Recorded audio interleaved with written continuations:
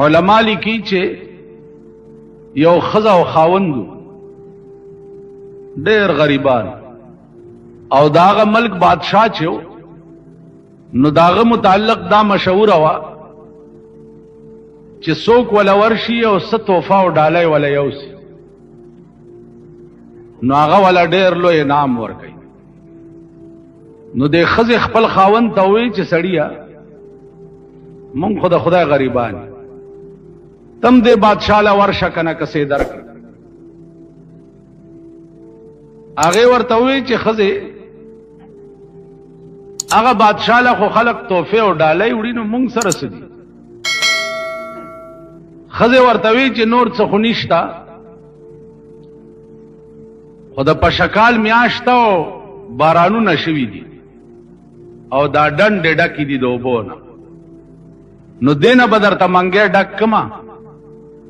سر به یې وتړم او دا والا د خپل ملک تحفه یوسم. ویل ډېره ښه ده. منګی د ډنډې د اوبو نه ډک کړی دی او سر یې ولا تړلی دی او بادشاہ چې و نو هغه د 2 میاشتو په مزل لرې و. ښځه ورسره شوه او میړه یې د کلي نه بار وویستو، د خدای په امان یې ورته ووی او رخصت یې کړ. دا کور ته راله او دسې وکړ او په مصله ودرېده او 2 رکعاته نفل یې وکړ.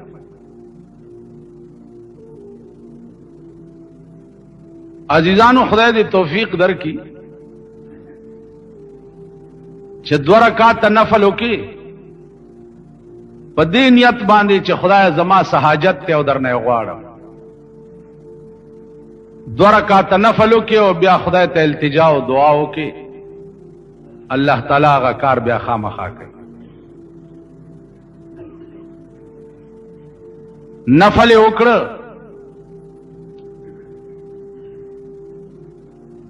مصلی واچولا او په ودرېدا او نفل وکړه.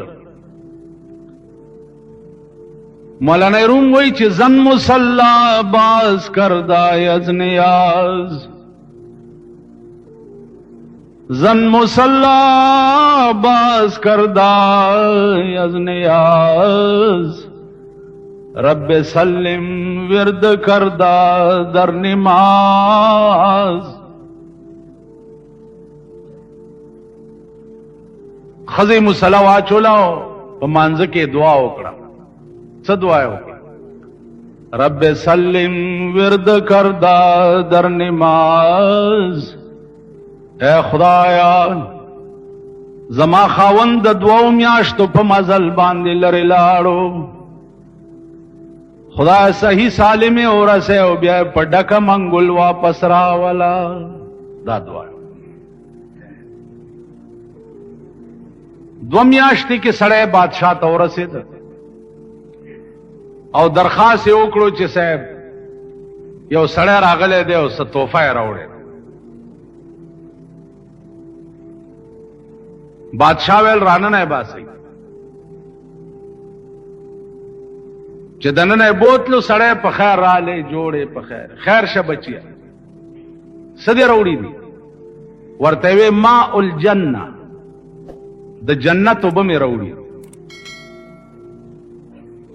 بادشاہ ورته وی ماشاء الله سبحان الله الا لک، ګلاسونه راوړي چې دا د جنت اوبه دا ټول د دربار خلق وسکي. ګلاسونه راوړو، اندازه وکړئ چې 2 میاشتې کې په منګي کې کومې اوبه پراته وي نو چې د هغې به بوی څنګه وي او د هغې به خوند څنګه وي. نو اول هغه ګلاس بادشاہ وڅښل او الحمدلله یې وویل او بیا یې وزیرانو ته وویل چې وڅښئ. وزیرانو خیال وکړو چې د 2 میاشتو اوبه دي، خو چې بادشاہ وڅښلې نو بیا جنیجو څه کار و چې نه به یې څښلې.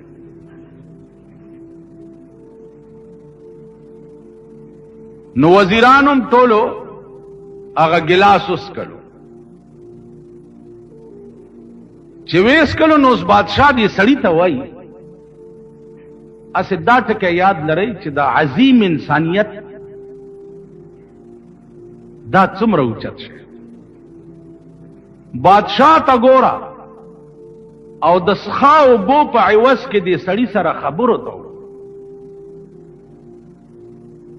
ورته وایي وسړیه دا تا خو دومره لوی عظیمه تحفه راوړې وه چې په خدای قسم کما سره د دې قیمت شته چې زه یې تاله درکړم. خو زه د دې په بدل کې به یو حقیر غوندې شی زم درکړم. حکم یې وکړ چې دا سړی خزانې ته بوځي او دا منګی ورته د سرو زرو ډک کړي او بیا یې د دریای دجله په دې غاړه باندې دا سړی تیر کوي. دا ورته وښایي چې دلته اوبه وګوره دریابونه بیږي، دلته قیمت ستا د اوبو نه و، دلته قیمت ستا د دې اخلاص. عزیزانو دا واقعیا شارحینو د حدیث د یو روایت په ضمن کې لیکلی. روایت دا دی چې په قیامت کې به الله چې چا ناراضي شي نو داغه ګناهونه بم په نیکۍ بدل کړي. نو شارحین د حدیث چې دي هغه په دې کې متردد دي چې ګناه په نیکۍ څنګه بدلی. دا شی عقل نه بار دی. نو که تاسو خیال وکئ دین د عقل شی خو نه دی. دین خو هغه شی دی چې چرته د انساني عقل خاتمه وشي هلته د دین ابتدائی. نو شارحین د حدیث وایي چې عقل دا تقاضا نه کوي چې ګناه به په نیکۍ څنګه بدلی.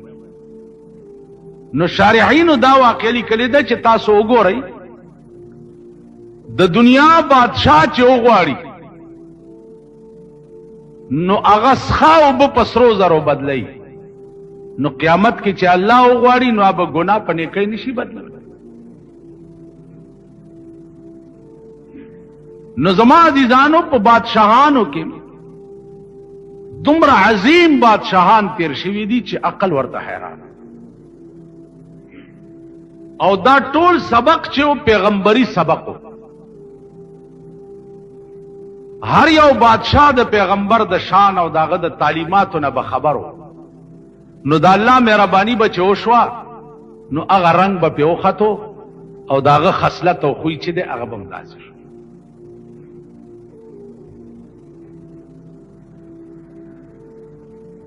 لکه تاسو وګورئ د موسی علیہ السلام زمانہ ده او یو سړی دی هغه ګډې سره اوس خیال دا کړی دی چې ګډې خو سره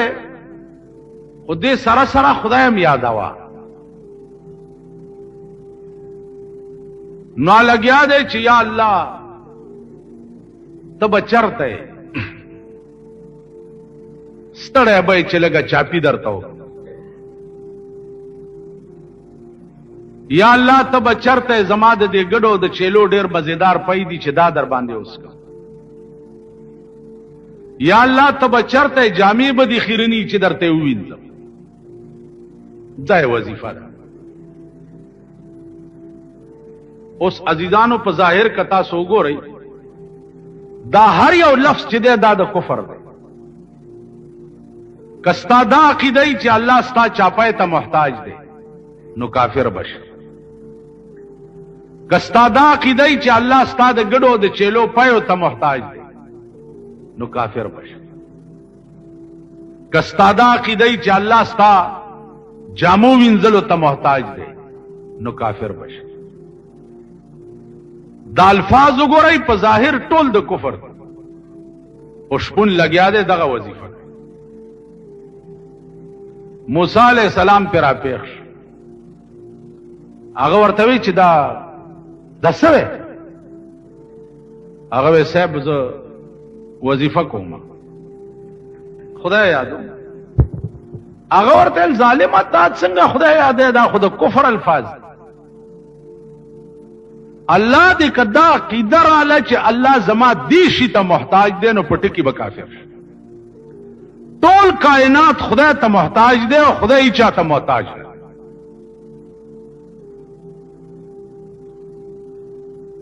نو دا خود کفر الفاظ دی. اشپون ورته وی چې موسی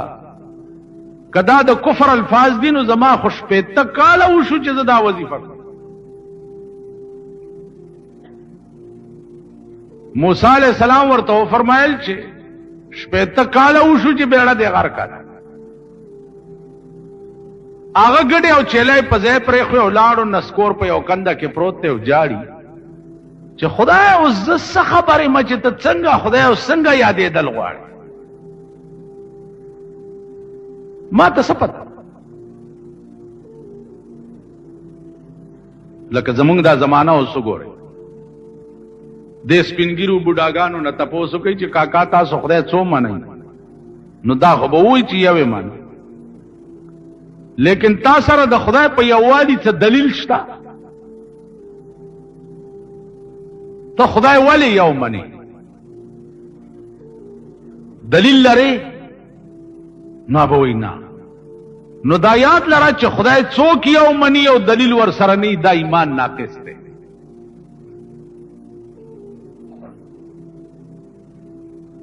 دا ایمان کامل نه دی الله چې یو منی نو داغه د یووالي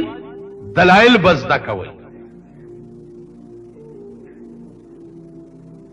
رسول الله صلی الله علیه وسلم چې د خدای پیغمبر منی نو داغه د پیغمبرای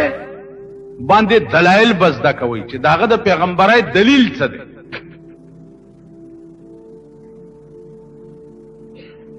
نو که خدای یو منی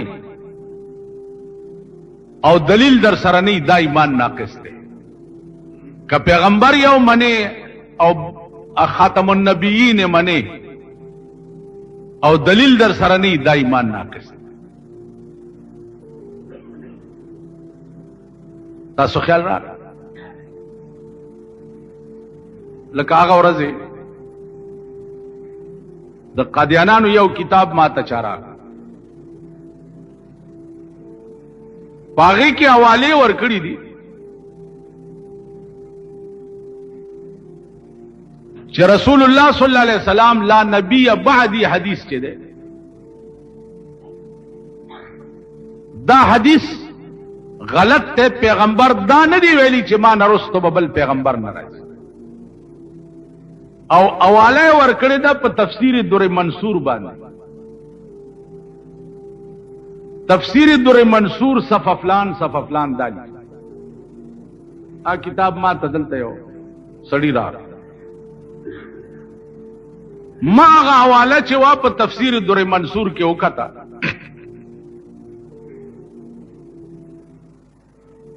نو حیران شو چې دا روایت د حضرت عائشہ دے چې تفسیر در منصور نقل کرے التا بیان څه شی دی او مرزایانو ته جوړ کړي څه شی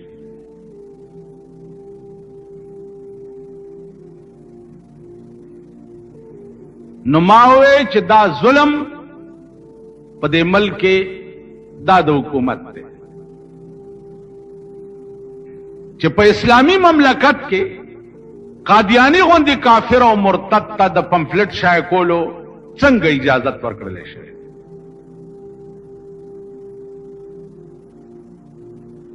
سره د دې چې ستا د ملک صدر چې دی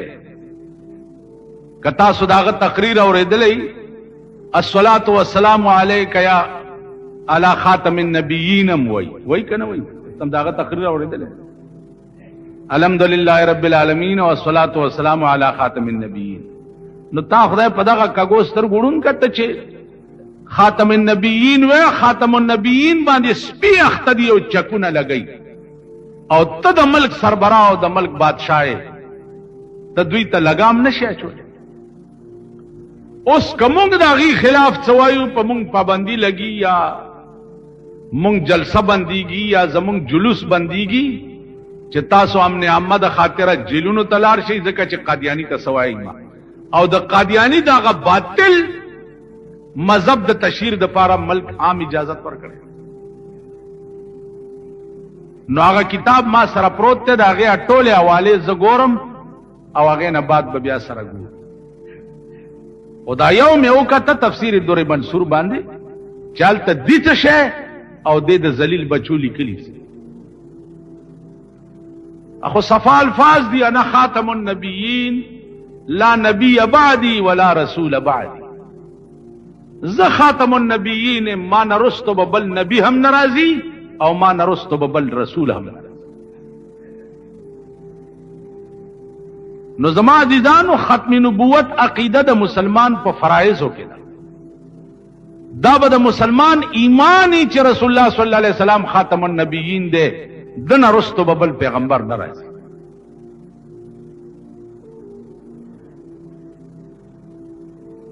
نو موسی علیہ الصلوۃ والسلام اغه شپون جاړي چې خدایا زه څه خبرم چې ته څنګه خدای او څنګه یادول غواړي. عزیزانو خپه نشئ، تاسو تجربه وکئ. مونږ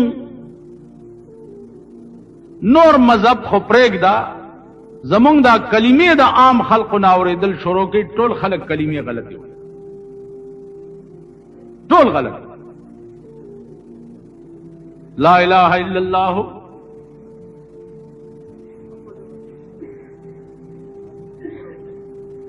وای دغه زده کوي، خالی د جمعې په مونږ کار نه کیږي، بجلیګر مولا پسې والله کم دا اخلاص کی. بجلیګر مولا ځان له بچرته د خدای په قهر اختی، زولنې به په خپو کې پرتی وي او خدای خبر چې کم دوزخ ته به راکاږي. ته پوه شې دغه زده کوي. لا الہ الا اللہ ګونګونه مو کوم اخوانه اورېده.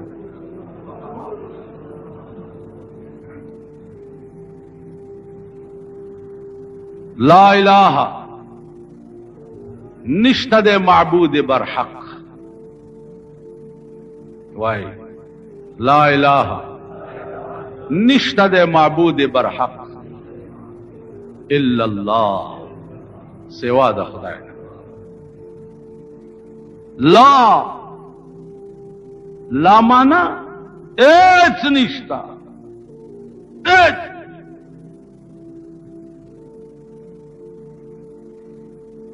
او کشتنو څوک دے الا اللہ. علماء متکلمینو کی یو ډله ده چې هغه د هیڅ شي په وجود قائل نه ده. ایچ لا موجود، ایچ شی نشته. هلکه دا تاسو چې وای مونږ ایچ شی، علماء را ټینګ کړي دي چې دا موجودات کائنات وغیرہ وغیرہ دا څه وایي. هغه ورته وایي چې کم شی به چې شبا نشت کیږي، سبا به چې کم شی نشت کیږي، دا غي نن تصور د نشت جایز دی. سبا به چې کم شی نه نو کته نن وای چې نشته نو دا جایز. موتو پیغمبر فرمایلی دی موتو قبل ان تموت،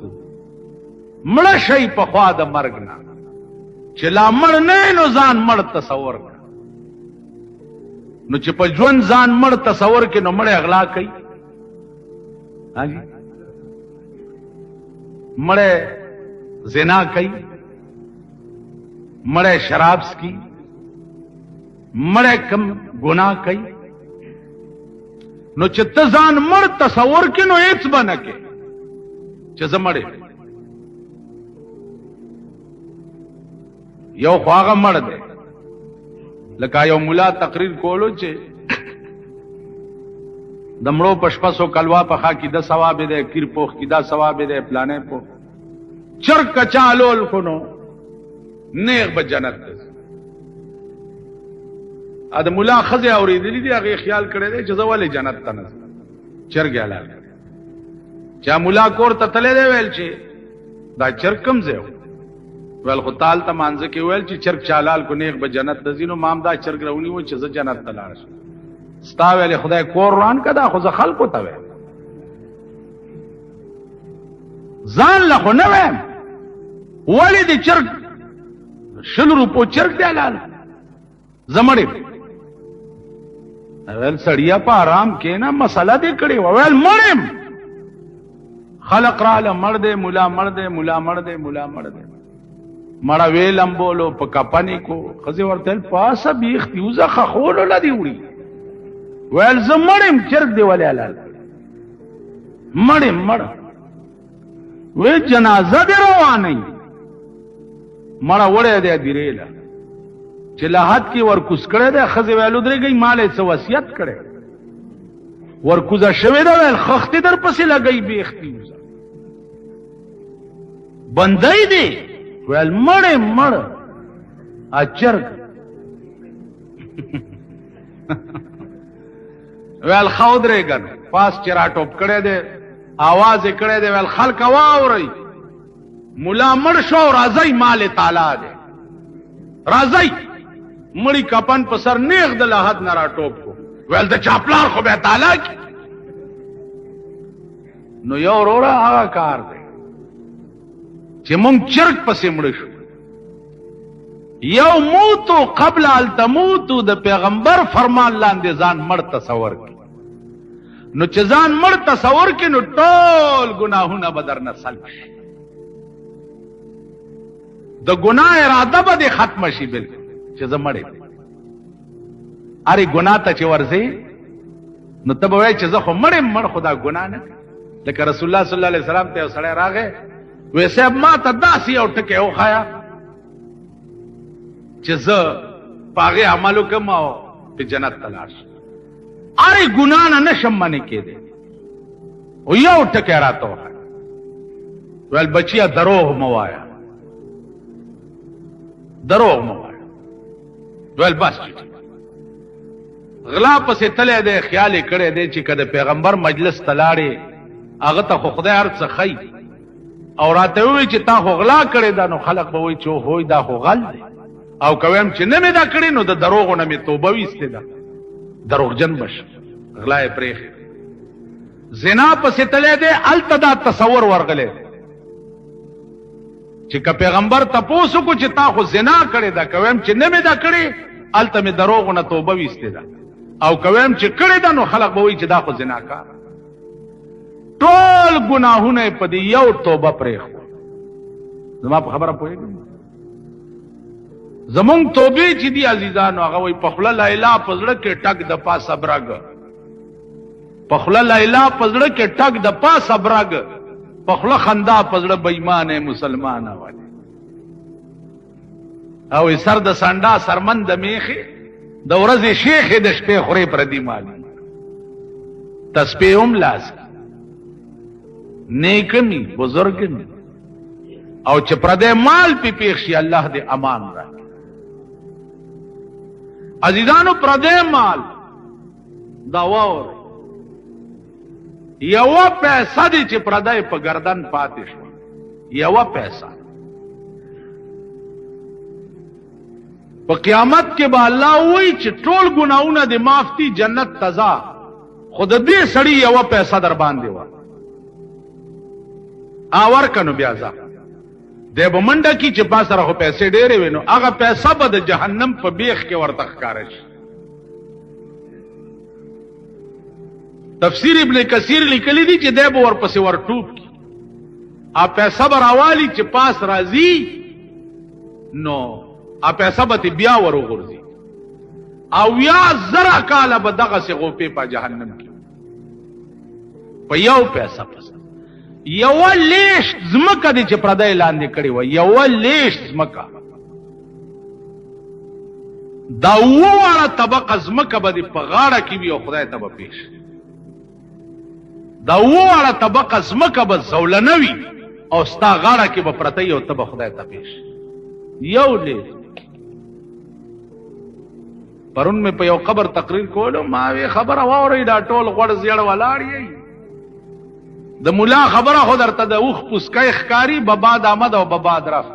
خو یو ټکی ومنئ یو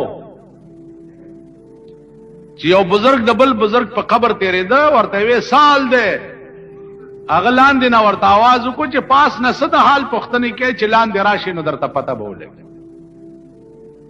نو لاندې تله خو د هر چا یقیني دي، نو چې ورشي هر شی به په خپلو سترګو وګوري، بیا به لاسونه مروړې او خدای ته به التجا کوي چې یا الله واپس مې ولېږه چې ته څه ویا به کوم. الله به وایي د خدای یوه وعده وه او رښتیا وه، دنیا کې درته پیغمبران او کتابونه را لېږلي وو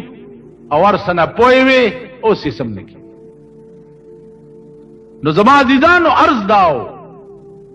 چې سوچ وکړئ، مونږ د هلاکت او د تباہی په پلیټ فارم ولاړ یو، د تباہی طرف ته روان یو، د ترقۍ طرف ته نه یو روان. دا د پاکستان حکومتونه پشکرو غل خوري چې ملک په تړقۍ روان دی، ملک په تړقۍ روان دی. ملک ستا په تړقۍ، ملک ستا د هلاکت او د تباہی په پلیټ فارم ولاړ. هر ورځ هغه غشي ستاسو په سینو نه نوځي چې تاسو سره د هغې علاج نه. غش ستا ملک په ترقۍ روان دی. تاسو وګورئ د بجلی په دې بیلونو کې یو فیول ټیکس لګېدلی. فیول ټیکس په هر بل کې 100 یو نیم 100 200 تا به بجلی نه خرچ کلی وای به دا فیول ټیکس دی. ستا د ملک پیداوار دی بجلی، ستا د ملک، او پاغي کې د دوی چې څه خوښه هغه در باندې لګي. انکم ټیکس وګورئ، انسپکټرانی په دکانونو باندې ګرځي. ستا څومره انکم دی او دکان څومره کوي دا او څومره د ورځې ګټې او سکول کې دې څوک سبق وایي او پلانې څه چل کېو، کړه دې ښه او که بدي. د انکم ټیکس چیټۍ چې در پسې راشي هلته به ځې، که دې نه ورکې حوالات او جیل کې به دې اچي. دا عذابونه دي چې په تاسو نازل. د خوار او د غریب یو کور یو جونګړه به 1200 روپۍ ټیکس به پې ولګي، جړا چاته کې. او بیا دنیا کې دولت او سره سترګه چې نه وه خوار شي، ستاسو جړا څو کوو. تاسو دا شیخان میخان چې دفترو ته نږدې ورشي داسې منډه هم درکېدله چې زه شیخ صاحب ګینې اوس پولیس ته آواز کوم چې ودي منډه وویل. دلته یو غریب دی 1000 روپۍ بل پې د بجلی راغی، یوه باتای ده او 1000 روپۍ بل ورغی چې یو باتای ده ویل بل داخل که نو بیا جګړه کوه. تاسو خدای هلاک که چې هلاک شئ. په دې دفترو کې ناستو تاسو هلاک شئ چې سړی بچی درته نه ښکاري، هغه سره خبره هم په سمه خوله نه کوئ، خبره یې اورئ هم نه.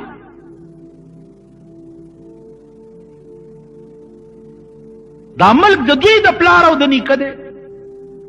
د دې شاهانو او د غټانو او د نوابانو د پلار دی. چاته چې سپیشل جنریټرې لګېدلې دي، هاوس رینټ وګوره، هاوس رینټ په خپل کور کې به اوسېږي او کرۍ بدله حکومت درکوي. دا وزیران وګوره اوسېږي په خپلو کورونو کې او 15,000 او 10,000 روپۍ میاشت د حکومت نه د خپل کور کرۍ دی علي. په دې پوهېږئ؟ خدای هم خوار نه کا پوهېږئ په خبره؟ هاوس رینټ زه وزیر یم، ملک ټیپر کومه، ملک مې ټیپر کړو ځکه چې زه منسټر یم او کوسېږم خپل کور کې او 10,000 روپۍ کرۍ. زه اوسېږم خپل کور کې او د خپل کور کرۍ حکومت له ورکوم. وزیر اوسېږي خپل کور کې الټه کرۍ د حکومت نه علي. دا داسې په خبر ګړوند حکومت دی او په خبر ګړوند قوم دی.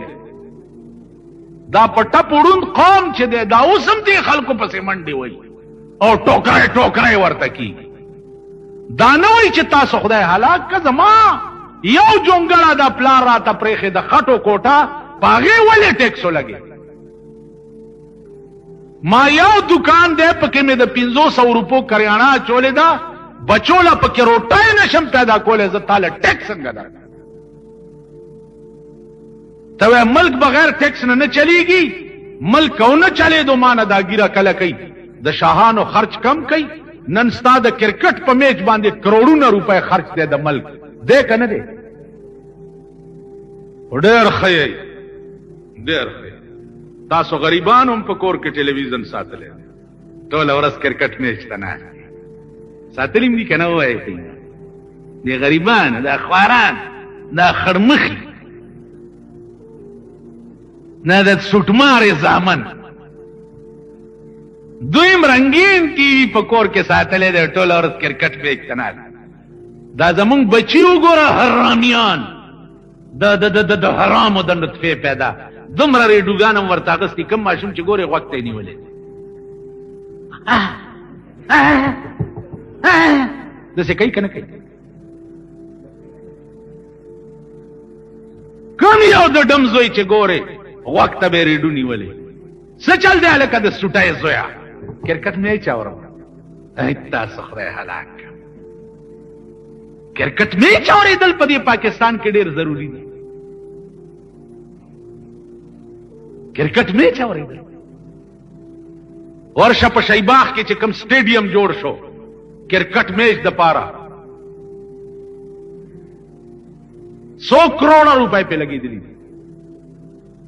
چاته پته ده یو ارب روپۍ په ولګېدي یو ارب روپۍ په کرکټ میچ ورشه ډیفنس کالونه سره چې کوم سټیډیم جوړیږي د شاهانو د ښځو ګډېدو دپاره په هغې به 1.5 کروڑ روپۍ لګي ستا ښځې له دې په میچونو له او ګډېدو له سټیډیمونه جوړیږي او ما د روټۍ ګټلو ته نه پرېږدې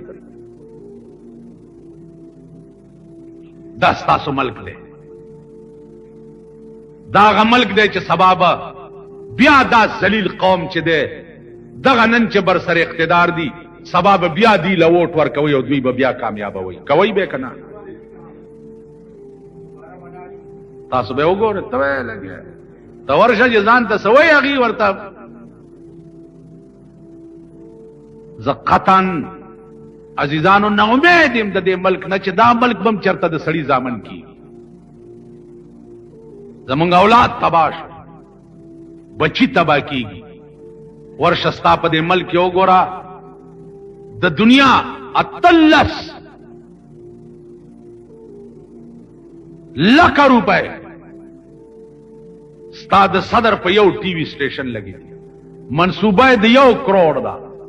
1 کروڑ روپۍ به ټي وي سټیشن باندې لګي د پاکستان ته د سټیډیمونو جوړولو ډېر ضرورت دی د پاکستان ته د ټي وي سټیشنو جوړولو ډېر ضرورت دی د پاکستان ته ستا په غرونو کې بوسټرو لګولو باندې ډېر ضرورت دی او که د پاکستان کې غریبو ته د روټۍ ضرورت سرکاری طبقه وګوره هغې بیړه تباه ده دا ستا سرکاري خلق چې نن رشوتونه علي دا ګرموئ ما د کلرک 900 روپۍ تنخوا ده 900 دا چې 9 سره 9 پیدا نه کی په میاشت کې دا مور به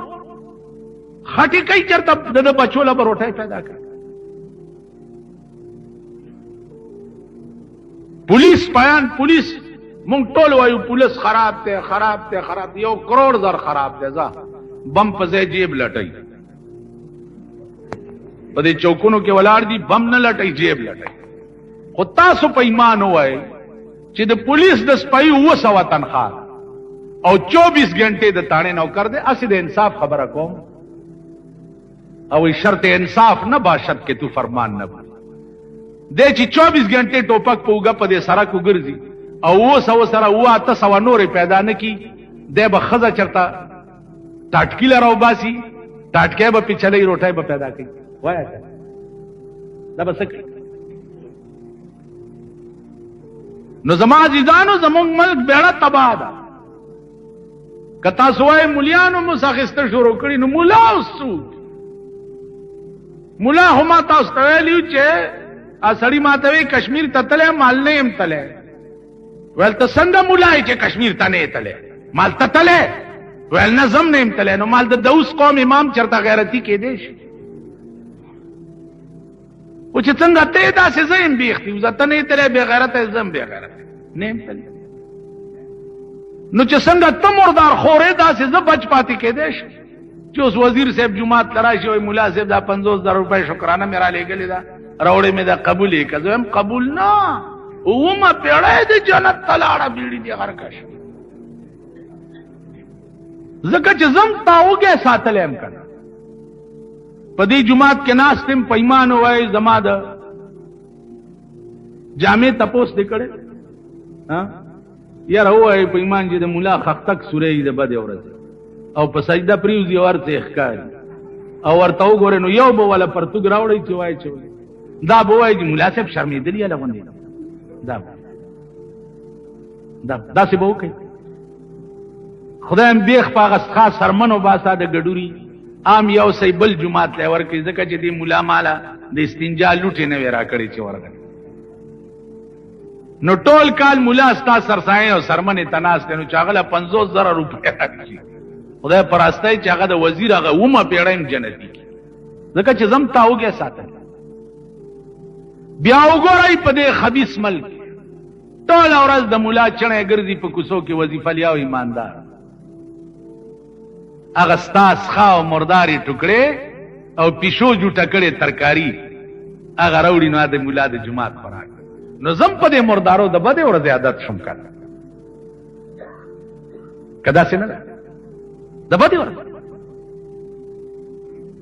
ملا په مصله ولاړي ټوخي اول دا جومات تازه چې پکې ناست د دې امام په سترګو ړوند دی په دې مصله کله ولاړي الحمدلله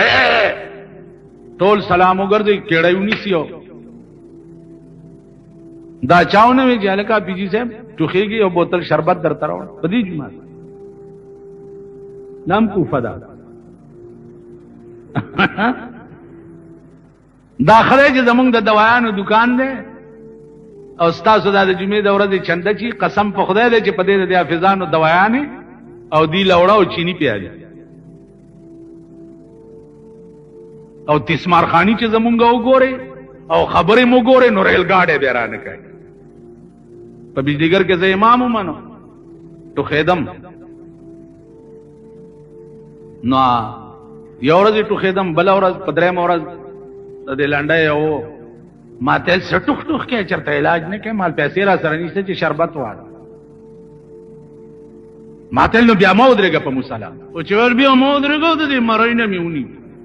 چې ومې نیو یو څو جقه مې ورکړو د جومات د کړکۍ نه مې بار وکړو او ورپسې مې ور ټوپ کړو په دا خېټه مې یو څو ټوپه ورته مال دې له د ایمان نشته چې دا 2 روپۍ والا چېرته ټوخي ګولۍ پې واچ په مصله مه ودرېږه بیا ټوخي داسې خدای پیژندلی د خدای د کور څوکیدار درته سپک ښکاري خدای سپک اورک کړی د خدای د کور جاروکخ درته سپک ښکاري خدای سپک اورک کړی د ښځو د جواب پاتې نه شوی د ښځو د جواب دی که زمونږ ښځې وایي زه صدر روډ له ځمه وایي چې ښه زه به درپسې رسته نه جارو اخلم که د غریبانو ښځې وایي زه په بوم یا صاحب له ځم خپو کې مې باد دي دا شیخونه ورته څه ویلی شي سمه ده که وایي شیخ بابر بابا له ځم هلته مالګه څټمه پړه مې تیاره راځي که وایي هلته دیوانه بابا له ځمه غیب علم دي را باندې په مونږ غیب علم هم ډېري زمونږ په دې ښځو غیب علم ناست کمې غریبې ښځې چې چکر لړو شي غیب علم پې کېني تت ورته کولی شي د خدای کور له سپک ګورئ سپک او ورک شوئ ذلیل او رسوا شئ د چا د جواب نه یې زاړه ګیدړان در نه جوړ دي سوړې پناه کوئ سترګې نشي راښکاره او نور به ذلیلېږئ نور به خوارېږئ نور به رسوا کېږئ تاسو به د ځان تماشې وکئ قسم په خدای دی هغه آفت به در باندې راځي هغه آفت چې د نوح علیه السلام غوندې به ستاسو لاشونه پړسېدلي پراته یو کارغان بیا غوښې داسې عذاب به در باندې راځي د امریکې صدر ریګن نامه ده د ریګن ښځه خدای راونیوه او د سینې کینسر شو کینسر پیژنئ ناسورې شو د ریګن اعلی طاقت ته نن په ملک او دنیا کې سینه یې ته غوسه کړه او ریګن د خپلې ښځې سینه بچ نه کړی شوه نو تا چې خدای راونیسي تا به څنګه بچ تا به امریکا بچ کړي امریکا خو ستا مرګره دا ورځ بیرته در باندې روس بمباری کوي او د ورځې درنه 50 پیته مړه کوي هغه دله چې تا تر رسی ستا به بیړی تبای. نو زما عزیزانو په دې کائنات کې بل څوک نشته سوا د خدای او خدای چې د چاوي نو دا غار څوک والله العظیم چې ته عظیم انسان شوې ته په کور کې پروته په کور کې او په سړو کې بدر نه مګي یری. حضرت عمر د شپې گشت کولو په خپل خار کې یو کور کې د مور او لور جګړه وا. مور وی بچیاله په دې پایو کې لګي او بو واچوا کم دي سبب پیسې کمیش. لوري ورته مور امیر المؤمنین اعلان کړی دی چې کچا پایو کې او بو واچول نو سزا به ورکو. پایو کې او بو نن استعمال کې وګوره د پایو کې او بو وګوره. ګجران پکې بیلې واچي چا ګجرانو نه سوکوالیا پکې بیلې واچي دکاندار ته چرایشیا پکې بیلې واچي. ستاده ذلیل قوم سره خخته وړ کړی دی او د کور کمان په نرخه خرڅ کړی. د کور کمان قسم په خدای دی چې ستاده قوم د سپو غوخه د ګډورو په نرخ خرڅ کړی. زمونږ په دې کلی کې یو قصاب دی د مردار اس په غوخه په دې قوم خرڅ کړی او خورونی د مردار اس په شل کاله وشو چې دا مې لیدلی داغه چې زه د لوږې مړ کېږم داغه قصاب نه غوښه نه اوس هم چې په لاره ځم او لاس راکړي بیا زر لاس په صابون ووینځم چې دې ظالم بیا څه چل دی. داغه ذلیل قوم دا مونږه خو د بدې ورځې ښیو د بدې ورځې خمه نشته وسم نشته زورم نشته پچام لاس نه بریږي کني مونږ پرانا ورځ د بل غوخه او تیکو خړو والای. شیطانت زمون کور کله دي دو جنگول زمون کور کله دي فتنه زمون کور کله دي. د دې قوم انجام بخکی یا دا قوم به چرته خشي. مونږ مالک کنن یو سړی د وسی سنت د خدای خوار او غریب اوریجه پخکړی دی او صاحب کورمی دی او دا دغه لګولی دی دا غیر چا پیر ها کې ناتونا مالک کیوں او سنت کړه به دی خانه دی خراب ویل ارمان کټنا ارمان نا زمونږ د مالت خلک بیګا لګیاو یو ماته نه دی ویلی نه بر اعظم بل وی ماته نه دی ویلی مالداغي غریب کور روان شو او دوی لا پکې ټیپر خانی. نو خدای ته وګوره یو د خدای قوم خدای ته وګوره ویښ شي عقل کوي د خدای وګل مزدوری کې لګیا ہے د خدای په قهر اخته 4-5,000 روپۍ دی ولې ولګولې بیاړه هندوستړی خدای ناراض دا چې دا اوریجه څوک الکه تاسو خو هم دا اوریجه مریجه په خلکو خورونی کړه په ایمان وای چې دا ویلي چې خدای در سره ډیر کوي ویلي خدای ته وګوره کول په واده کې د 110 کسانو نه زیات کسانو ته د ولیمه دعوت ورکول خلاف سنت دي. دعوت بم داسې ورکې چې څومره ستا د وسی بس کې به نه او بخوریو لکه حضرت علی د قجورو د اوربشو د روټای دعوت ورکړ. نن تارا شو ګورا یو کارت باندې شل او 1.5 روپۍ خرچ راغلی. د کم قوم لوفری او عیاشی چې دې حد ته ورسی ا قوم به خورز ګور خوار غریب په 50 روپۍ کارت بچا. زما د زوی واده یو سړی ته مې دوست مې مال ویل جی کارت ماډ نشته مال نه ویل نو به کارت څنګه مال دا زما خپل کارت نه خراب ده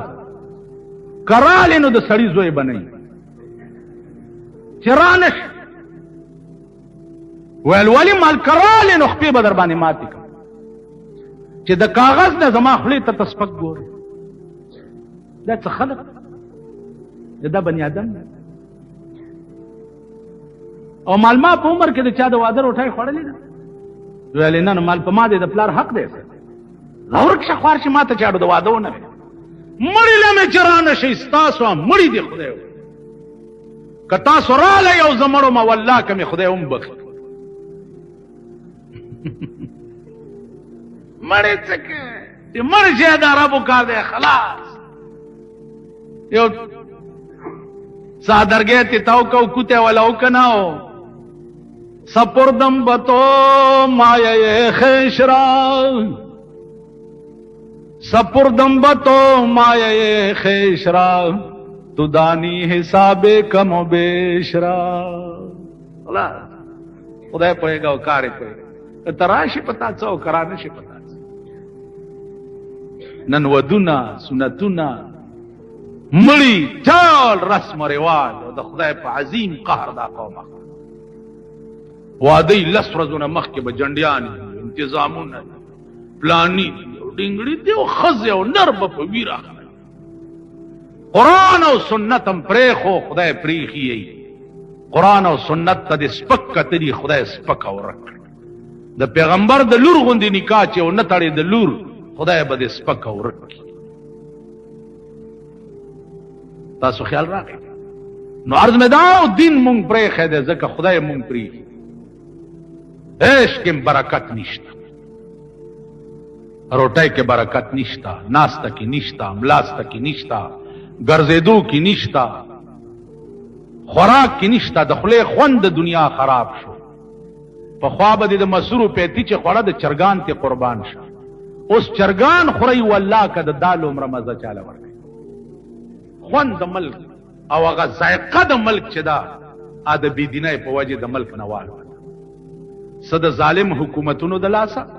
هغه ورځ یو انګريز ایمان ته پوسو وې لندن نه راغلی ما تا نه انټرویو علم مالوایا ولنن لس کاله مخکې دیرش کاله مخکې پاکستان کې اسلام ډیرو کوس ډیر مال دیرش کاله مخکې په پاکستان کې اسلام پړه کې مو په خپل کې مو اوس په پاکستان کې اسلام په خپل کې ډیر دی او پړه کې نشتا نو داغه د رسول الله د زمانه منافقان دي چې پیغمبر ته براله او بیامنا بالله وبالیوم الاخر وما هم بمؤمنین نو مالوس په خپل ډیر دی او پړه کې نشتا په خوا مال په خپل دومره نو پړه کې ډیرو اوس په خپل ډیر دی د ضیا په حکومت کې خو تو ګوره خلقو دمیم چغي و اسلام اسلام اسلام په ټي وي کې دا دمه چې دا خبرونه وایي اسلام ایسا ہے نظریہ اسلام نجریہ اسلام نجریہ اسلام په ټلویزیون کې مو ګوره دا ټلویزیون ما سره نشته زیار وخت کته نشم چې چرته پیښ شم نو ګورم ورته نو دغه لشمکه چې دا نه په ټي وي کې لګیا دا اسلام دی الو پټي ور په سر کړی الو پټو ته وګوره بیا غدیزه کې سال جوړ کړی نه خدای بنیاد بس دا زمونږ ملک شو که اسلام وې په ملک نو خزه ته بدا اجازه وې چې هغه په ټي وي یا په رادیو باندې خبرونه ویلې وې د خزه خو چې څنګه ځان عورت ته او پټای به دا سه د خزه आवाज هم عورت ته پردې سړې به ناو आवाज اسلام داده چې خزبا په کور کې په زور نه ګرځي چې د پانو आवाज هم دیوال نه خوا پردې سړې وانه